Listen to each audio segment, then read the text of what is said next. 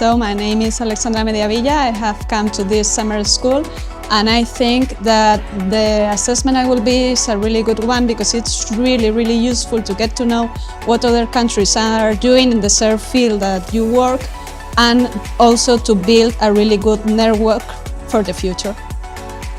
It has been a very nice experience to know people from other countries, to share some practices on policy evaluation. We also had the chance, to meet one another and to delve into problems that are related to our job every day. So that's another great result of this school. We are very pleased we are invited here. We had this summer school. It's very interesting. We came all the way from Greece to participate with Spain and Italy in this very interesting event organized by INA and Portugal.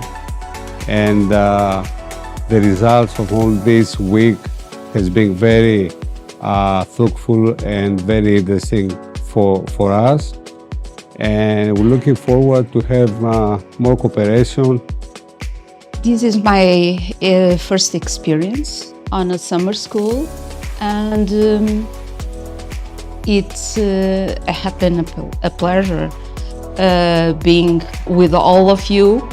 INA, Planap, the team is great. The summer school is very well organized by INA. So I guess that I can say for sure that the balance is very positive.